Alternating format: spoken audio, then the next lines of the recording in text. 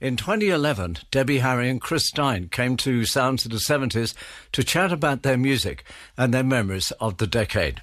Before we hear from them, here's a track that was a hit single in 1980, but it featured on their final album of the 70s, Eat to the Beat. The track is Atomic.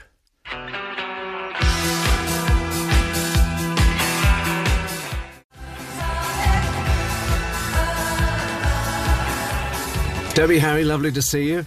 Thank you. Nice to be seen. How are you? Very well. Is the world treating you well? Yes, it really is. Thank you. Yeah.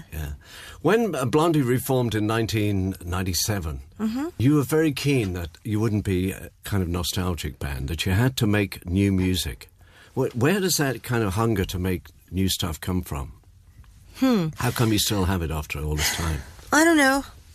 I just thought, going out and doing our hits, which, is wonderful that, people like them and that we have them, it'd sort of be sad. And I love writing, and, Chris is always coming up with new stuff, and, that's always been part of our premise, I guess. Chris, you took time out to raise a family? Yeah, I have 2 little daughters. And that was time consuming, getting that kind of stabilized. And maybe that's part of why it took 8 years between records. But it's hard to say. But now I feel a lot of momentum. So the big challenge for us now is the age barrier. So if we can go up against the hordes of teenage music makers. So we'll see what happens. The hordes are. I'd like to thank you for your stellar work you did for the BBC in New York, Debbie, all those years ago. Oh, my God. You lasted a year.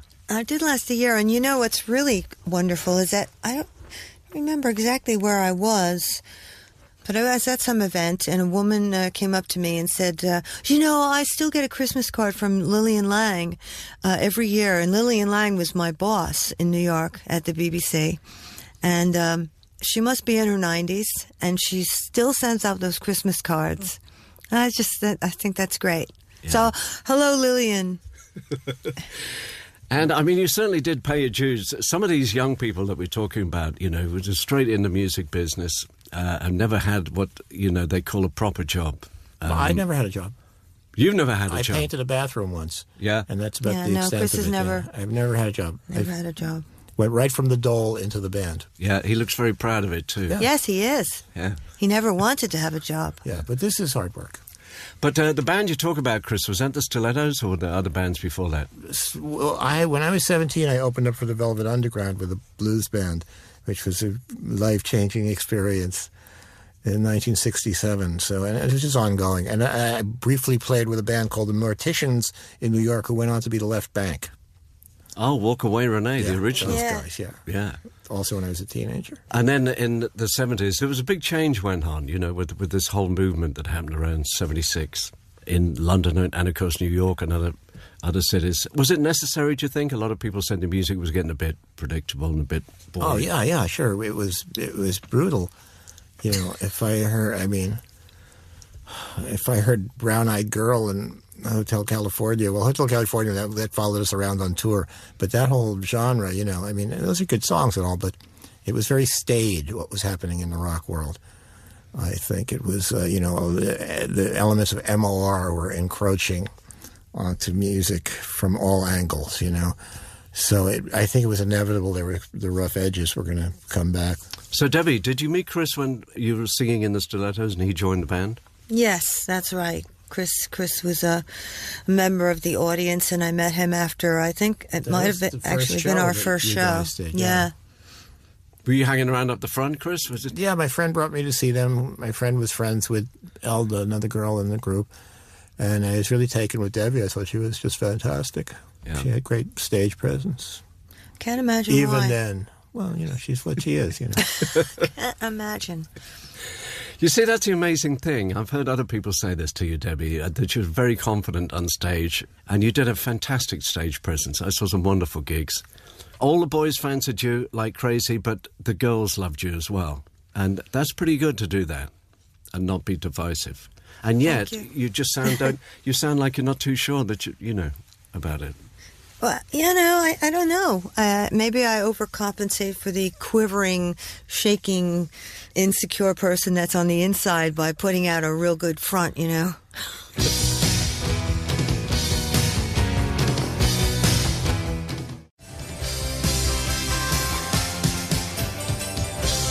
We began by talking about making the charts and stuff like that, but it's interesting. I think the first hit you had was Australia. First hit we had was Australia. Legend has it that Molly Meldrum, who is a fella, who is sort of your counterpoint over there, perhaps. He's part of the Aussie rock establishment for a very long time now. He's an institution in himself, within himself. The story has it that he played the song by accident.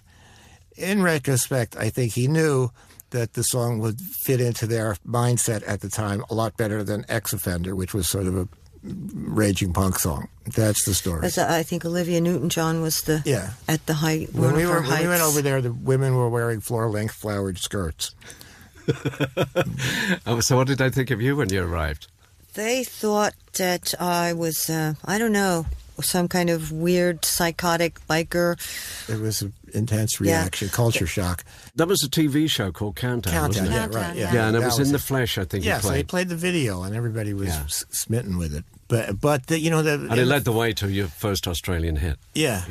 No, In the Flesh was the number one there, but that song is it's a ballad and it's a soft song, so it had not a lot to do with the punk sensibilities. Now, the other side definitely did, Ex-Offender. Yeah. Mm-hmm. But it also seems to pay homage to the Shangri-Las. Well, Ellie is on that track. Ellie Greenwich sings on that track. Yeah, so beautiful harmonies. Yeah, were you also a Phil Spector fan? Yeah, sure.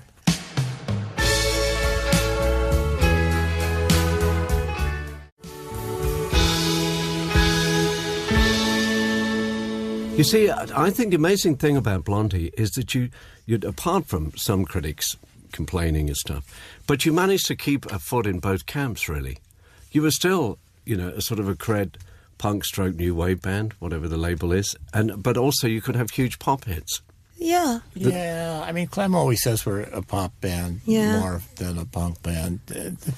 All the bands from the CBs, GBs, milieu had a kind of a distinctive, genre that they were each in. Everybody was very different one from the other.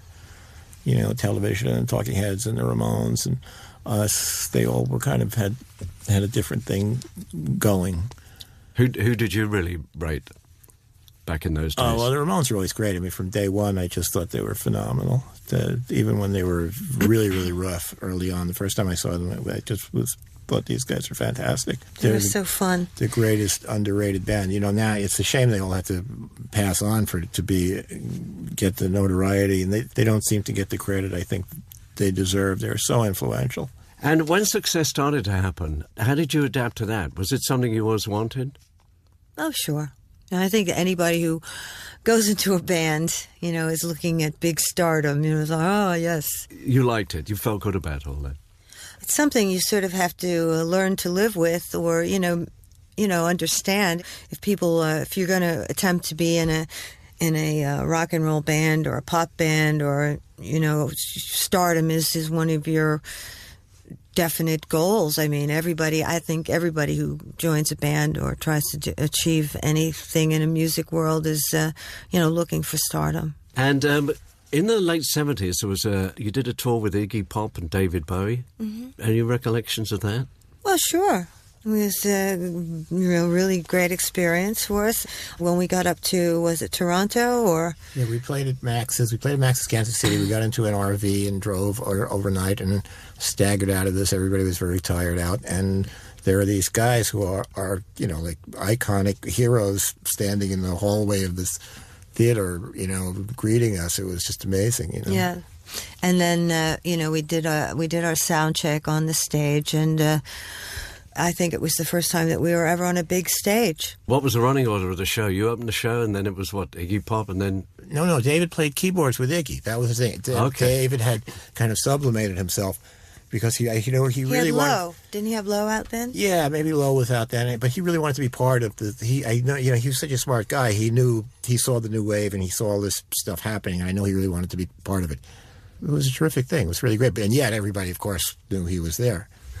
All right, Chris, Debbie, thank you very much for your time. Cheers. You're welcome. Thank Nice you. to see you. Yeah.